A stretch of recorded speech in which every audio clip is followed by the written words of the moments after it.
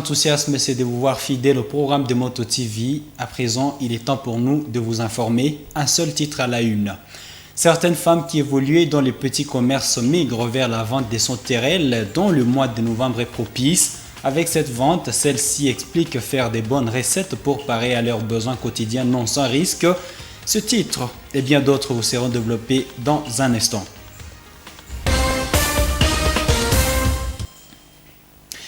Bonsoir et bienvenue dans l'intégralité de ces journaux. En cette saison des sauterelles, certains habitants des Butembo cessent leur métier quotidien pour se livrer à la vente de ces insectes saisonniers.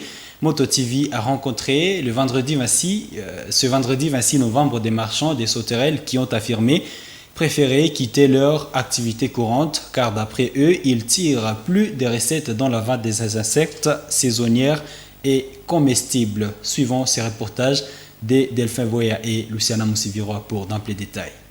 C'est ici, sur avenue de l'église, que des femmes et des jeunes viennent exposer leurs sauterelles dès le matin. Ces insectes comestibles qu'ils vendent sont traqués toute la nuit au piège des projecteurs et des tôles. La plupart des marchands des sauterelles exercent d'autres métiers.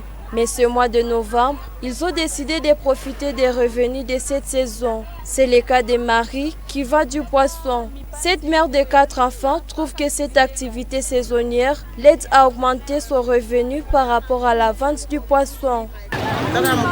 J'ai abandonné la vente des poissons. À la présence des sauterelles, les gens ne préfèrent plus acheter les poissons. C'est pourquoi nous préférons vendre les sauterelles. Lorsque les sauterelles ne sont pas abondantes, nous gagnons peu. Mais lorsqu'elles sont abondantes, nous gagnons beaucoup parce que c'est moins cher et les gens viennent payer jusqu'à ce qu'on peut gagner 100 000 francs. Des vendeurs de sauterelles pendant la saison précédente déplorent la rareté de ces insectes pendant cette saison. Luanzova des souliers et l'a vendu des sauterelles là 2020. Cette année, elle a essayé de reprendre l'affaire saisonnière, mais elle connaît d'énormes problèmes à la chasse. L'accès n'est pas facile suite à la situation du pays. Lorsqu'on veut se réveiller tôt pour aller à la chasse, les patrouilleurs nous arrêtent. Quelquefois même, des inconnus nous ravissent notre argent et nous ne savons plus amener nos enfants à l'école. Pendant la saison passée des sauterelles, une mesurette était arrivée à se négocier en 500 francs, mais cette saison-ci qui tend vers la fin, elle se vend encore entre 1000 francs et 1500 à cause de la rareté de ces insectes au piège. Parlons autre chose à présent dans cette édition. À prévision de la circulation intense qui caractérise la fin de l'année, la Commission nationale de la prévention routière CNPR se met en retaper les lignes zébrées sur le boulevard Joseph Kabila. Cette mesure vise à limiter les cas d'accidents à période festive. Le chef de la CNPR antenne de Butembo demande ainsi aux piétons et aux conducteurs d'engins de respecter ces signalisations. Reportage Francine Moussoura. La circulation n'a pas connu son ambiance habituelle ici au rond-point VGH en plein cœur de la ville. Pour cause, les lignes zébrées sont en train d'être refaites et les engins roulants ainsi que le passant prennent essence unique. Elie Bouira, chef d'antenne de la CNPR, supervise ces travaux. Il explique qu'il ne faut pas donner le prétexte aux auteurs de cas d'accident qui souvent se retrachent derrière le manque d'indication. Normalement, on ne peut pas attendre qu'il y ait fait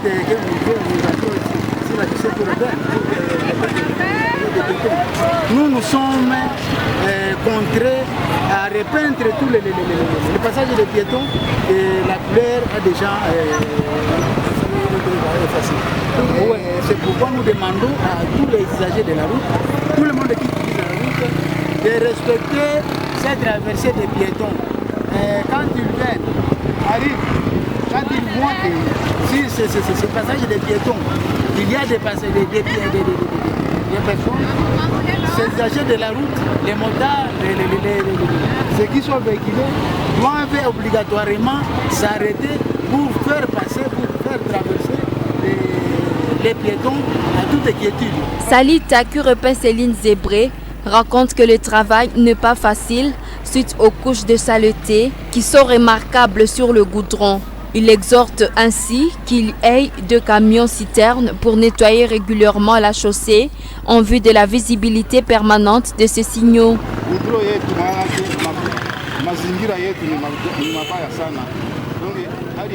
Notre goudron est toujours sale.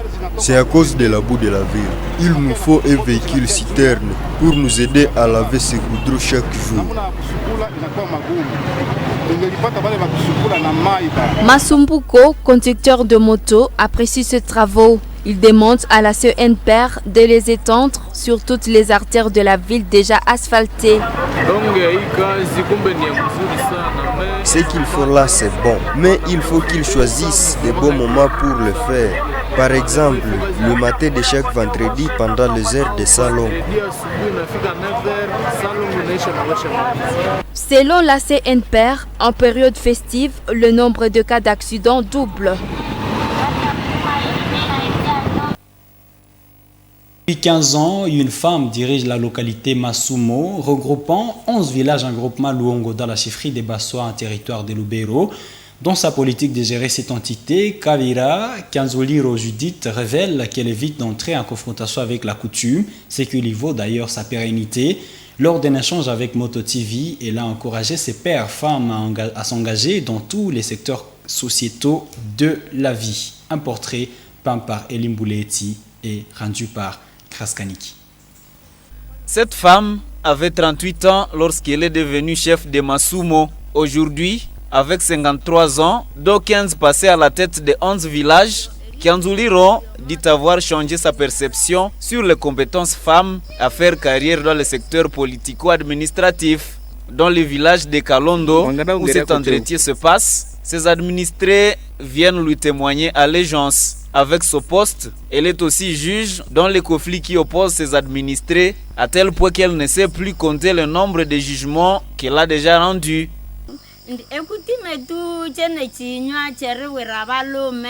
Diriger une entité, c'est suivre les règles coutumières. Que ce soit en cas de faire un jugement entre 2 personnes à mes attentes.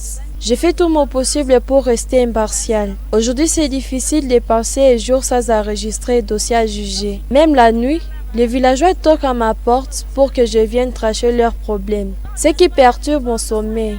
Les difficultés pendant ces règnes, c'est lorsque je juge 2 parties. À grande partie, la personne qui a tort devient rancunière envers moi. Et lorsque le jugement est accepté, c'était succès pour moi. Une expérience enrichissante pour Kavira Kanzoliro Judith, qui ne se sont jamais embarrassés par des situations de crise qui peuvent jalonner son règne.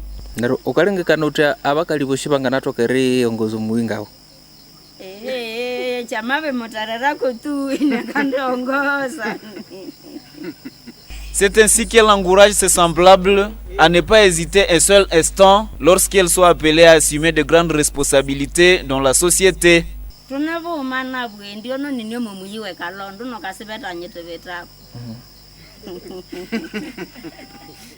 Pour être capable de faire quelque chose, c'est accepter la charge qu'on nous confère. Aujourd'hui, je conjugue avec les hommes sans aucune tension. Et je n'ai peur de rien parce que c'est Dieu qui m'avait donné ces compétences. Si Dieu vous donne une charge, vous, une femme, veuillez l'accepter. Parce que si vous voyez l'histoire de Marie, la mère de Jésus, Dieu lui avait fait grâce d'enfanter en état vierge.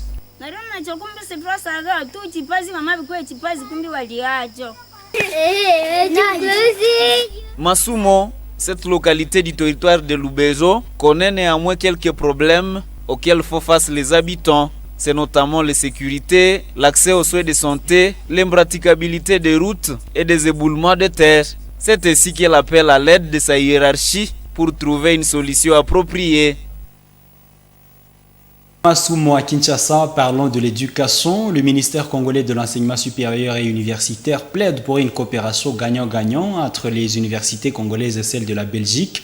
C'était à l'occasion de la clôture des travaux des colloques internationaux de Kinshasa tenus du 22 au 25 novembre dernier. Le patron de l'ESU demande à la Belgique d'élargir cette coopération pour la formation d'un grand nombre de chercheurs afin de suppléer les réformes des entreprises par son secteur. Le ministre s'est dit confiant quant à l'aboutissement de réformes du secteur de l'issue à travers la généralisation du système LMD. Suivez le ministre Mouine Donzangi Butondo dans ses propos recueillis par sa cellule de communication. Le colloque international sur la coopération universitaire que nous clôturons ce 25 novembre 2021 nous apparaît comme un moment important non seulement dans l'amélioration des relations de coopération interuniversitaire entre les universités belges et celles congolaises, mais aussi parce qu'il intervient dans une période où les parties prenantes de l'enseignement supérieur et universitaire congolais sont engagés dans un processus de l'aboutissement d'une des grandes réformes qui est la réforme du LMD. Cette réforme adoptée en RDC depuis 2014 contribuera au renforcement de la coopération universitaire. Les présentations faites pendant ces 4 jours ainsi que les travaux en atelier ont illustré l'ampleur des grands défis auxquels doivent faire face les établissements d'enseignement supérieur et universitaire en Afrique. Pour ce qui est de l'organisation de la coopération et des relations internationales de nos institutions, les mêmes défis concernent également les institutions du Nord qui doivent repenser la collaboration avec celles du Sud, les modèles de coopération avec ces dernières pour une réelle dynamique gagnant-gagnant entre les partenaires. Je voudrais vraiment que cette œuvre puisse continuer, qu'il s'étende à d'autres universités aussi, en dehors de l'université de Kinshasa, l'université de Lubumbashi, de Kisangani aussi, pour que l'ensemble des scientifiques congolais puissent continuer à bénéficier de cette formation de cette formation de 3e cycle ou de ces recherches à Belgique pour nous aider, nous aussi, à pouvoir accéder à un plus grand nombre de professeurs qui auront subi une très bonne formation.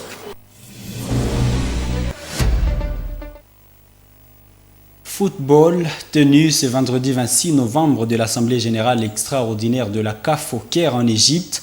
Plusieurs activités ont été au menu de cette assise. Initialement prévue pour ce jour, la CAF a finalement décidé de renvoyer le tirage au sort pour le 26 janvier prochain pour la zone Afrique. Cependant, la CAF a profité de cette occasion pour donner son avis sur l'organisation de la Coupe du Monde après chaque 2 ans. Jonas Kiriko nous en fait le point. Les 10 nations qualifiées à ce stade de compétition attendent impatiemment leurs adversaires pour ce dernier virage des éliminatoires. Une entente qui va encore se prolonger de mois. À croire le site leoparactu.com, les 10 équipes sorties du groupe se disputeront les 5 billets pour les Qatar via une double confrontation en aller et retour. Une nouvelle qui vient taire toutes les rumeurs qui envisageaient le barrage en manche unique dans un stade neutre. La République démocratique du Congo jouera donc l'un de ces 2 matchs au stade de Martyrs de Kinshasa. Et au sujet de la Coupe du Monde, la Confédération africaine de football a voté ce vendredi à l'unanimité pour une Coupe du Monde tous les 2 ans. Les fédérations africaines ont montré leur position face à cette proposition en attendant les sommets de la FIFA prévus le 20 décembre prochain pour tabler sur les dossiers. En marge de ces votes de la CAF pour une Coupe du Monde tous les 2 ans, le président de la FIFA n'a pas caché le fait que les opposants à ces projets sont dominants. Il cite notamment l'UEFA dans son explication. Cette Coupe du Monde, d'après le 2 ans, offrirait à l'Afrique une grosse part d'avantages. Par exemple, le nombre de participants africains à la plus grande compétition mondiale n'est pas censé augmenter, certes, mais les chances d'y participer un peu plus rapidement grandissent. Voilà la fin de cette édition d'informations sur Moto TV. Mesdames et messieurs, merci d'avoir été avec nous durant ce quart d'heure. Restez bien et prenez soin de vous. Bon début de week-end.